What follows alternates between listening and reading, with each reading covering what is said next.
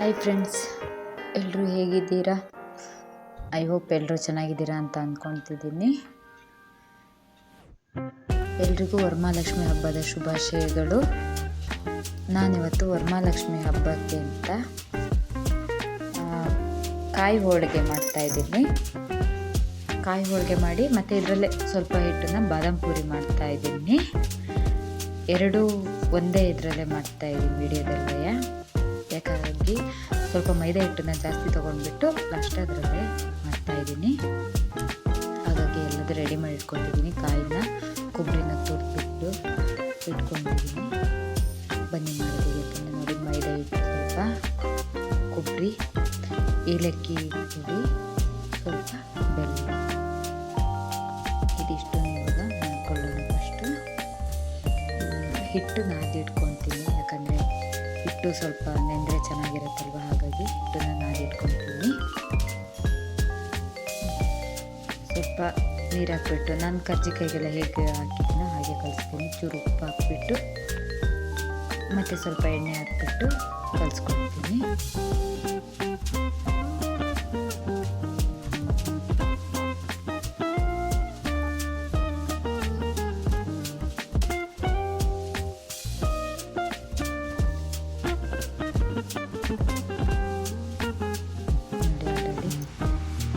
ಕಲಿಸ್ಕೊಂಡಿದ್ದೀನಿ ಹಿಟ್ಟನ್ನು.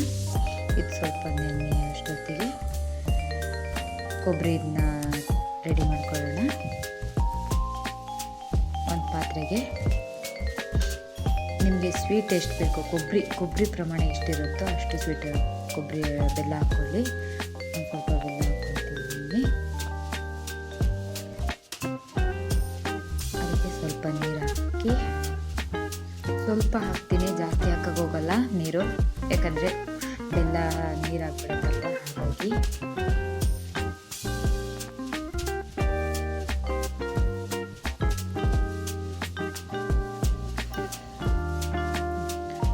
ನೋಡಿ, ಇದಕ್ಕೆ ಸ್ವಲ್ಪ ಉಪ್ಪು ಹಾಕೋತೀನಿ, ಯಾಕಂದರೆ ಸ್ವೀಟಿನ ಅಂಶ ಗೊತ್ತಾಗಲಿ ಅಂತ.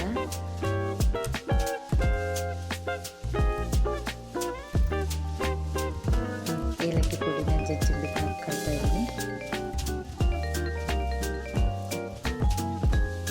ನೋಡಿ, ಆಲ್ರೆಡಿ ಬೆಲ್ಲ ಸ್ವಲ್ಪ ಉಂಡೆಗೆ ಕರಗಬೇಕು.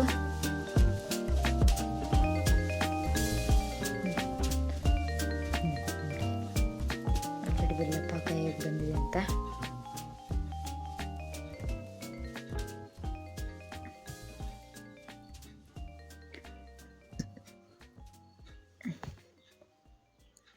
ಇದೇ ಥರ ಪಾಕ ಆಗಲಿ ನೋಡಿ.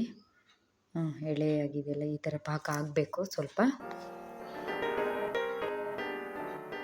ಹಸಿ ಕಾಯಿ ಇತ್ತು ಅಂದರೆ ನೀವು ಅದನ್ನು ಸ್ವಲ್ಪ ಮಿಕ್ಸಿಲಿ ಹಾಕ್ಬಿಟ್ಟು ಡ್ರೈ ಮಾಡ್ಕೊಳ್ಳಿ, ಆಯಿತಾ? ಡ್ರೈ ಅಂದರೆ ಸ್ವಲ್ಪ ತವಾಗ ಹಾಕ್ಬಿಟ್ಟು ಸ್ವಲ್ಪ ಲೈಟಾಗಿ ಹುರ್ಕೊಂಡು, ತುಂಬ ನೀರಿನ ಅಂಶ ಇತ್ತು ಅಂದರೆ ಅವಾಗ ಸರಿ ಹೋಗ್ಬಿಡುತ್ತೆ, ಆಯಿತಾ? ಇಷ್ಟನ್ನು ಹಾಕ್ಬಿಟ್ಟು ಚೆನ್ನಾಗಿ ಮಿಕ್ಸ್ ಮಾಡಿಕೊಂಡು ಒಂದು 5 ನಿಮಿಷ ಚೆನ್ನಾಗಿ ಒಲೆ ಮೇಲೆ ಬೇಯಿಸ್ಕೊಳ್ಳೋಣ.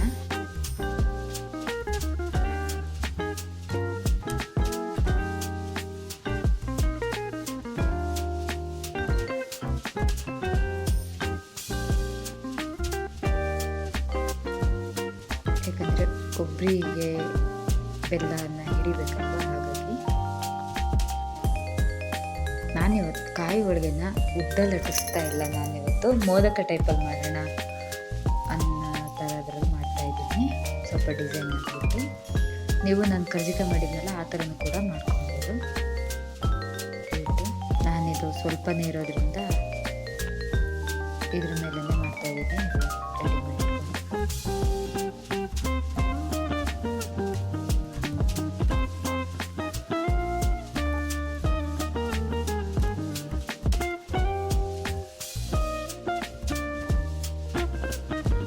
ನಾನು ಟ್ರಯಲಿಗೆ ಒಂದು ತೋರಿಸ್ತೆ ನಿಮಗೆ. ನಾನು ಆಮೇಲೆ ಏನು ಮಾಡ್ತೇನೆ ಅಂದರೆ ರೆಡಿ ಮಾಡಿ ಇಟ್ಕೊಂಡು ಮಾಡ್ತೀನಿ. ನಾನು ಹಿಟ್ಟನ್ನು ಯಾವತ್ತೂ ಸಾಫ್ಟಾಗೆ ಕಲಿಸ್ಕೊತೀನಿ, ತುಂಬ ಗಟ್ಟಿ ಕಲಿಸ್ಕೊಳೋದಿಲ್ಲ.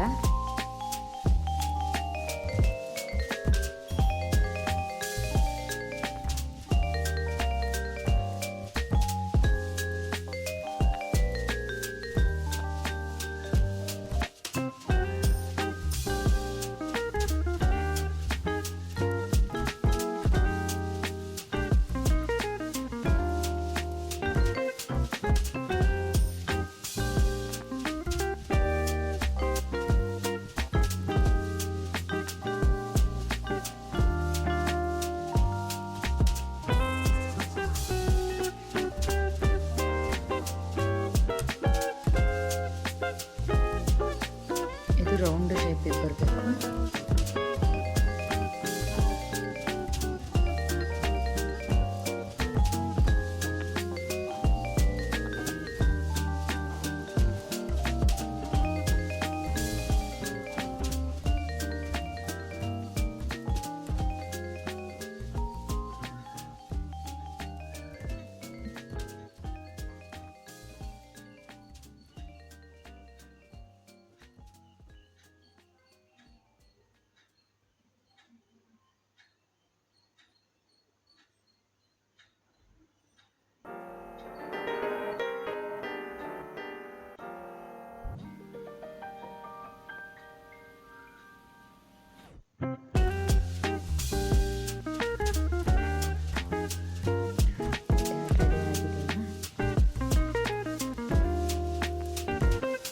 ಇದಕ್ಕೆ ನೀರಿನ ಸಹಾಯ ಕೂಡ ನಾವು ಬಳಸ್ಕೊಬೋದು. ನೀರು ಬೇಡ ಅಂದರೂ ಕೂಡ ಹಾಗನ್ನು ಕೂಡ ಬಳಸ್ಬೋದು.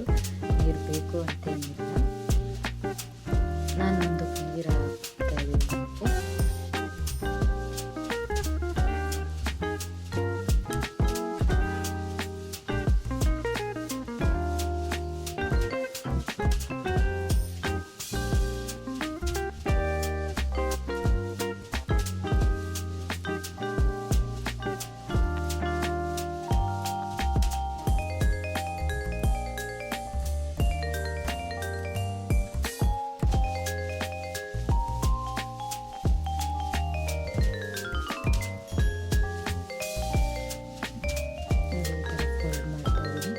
ನಾನು ಎಲ್ಲದನ್ನು ಹೇಗೆ ಮಾಡ್ತೀನಿ ಈಗ ತೋರಿಸ್ಲಿಕ್ಕೋಸ್ಕರ ಒಂದು ಮಾಡಿದ್ದೀನಿ ಇಲ್ಲ ಅಂತ ಎಲ್ಲದು ಈಗ ರೆಡಿ ಮಾಡ್ಕೊಂಡು ಮಾಡ್ತೀನಿ.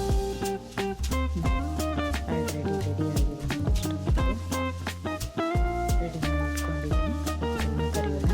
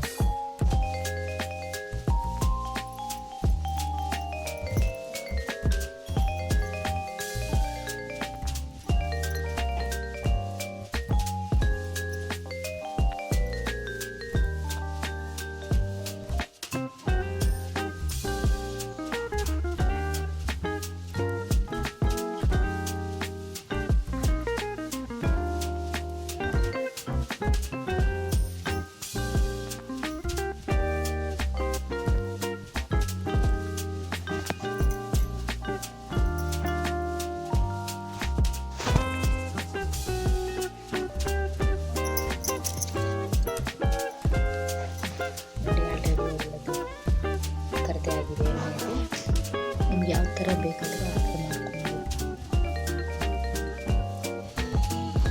ಈಗ ಮತ್ತೆ ಉಳಿದಿರುವ ಆಲ್ರೆಡಿ ಹಿಟ್ಟನ್ನು ಅದೇ ಹಿಟ್ಟನ್ನು ತಗೊಂಡು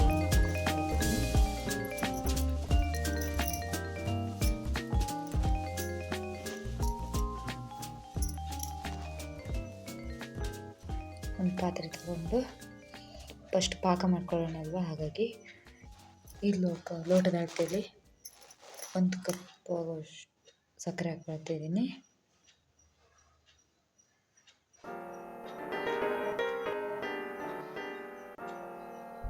ಇದೇ ಕಪ್ಪಲ್ಲಿ 1 ಕಪ್ ಆಗುವಷ್ಟು ನೀರು ಹಾಕ್ಕೊಳ್ತಾ ಇದ್ದೀನಿ. ಯಾಕಂದರೆ ಬಾದಾಪುರಿ ಸ್ವಲ್ಪ ಆಗೋದ್ರಿಂದ ಸ್ವಲ್ಪ ಹಾಕ್ಕೊತಿದ್ದೀನಿ. ಸ್ವಲ್ಪ ಏಲಕ್ಕಿನ ಪುಡಿ ಮಾಡಿ ಹಾಕ್ಕೊಳ್ತೀನಿ. ನೋಡಿ, ಇದನ್ನು ಪಾಕ ಮಾಡಿ ಇಟ್ಕೊಳ್ಳೋಣ.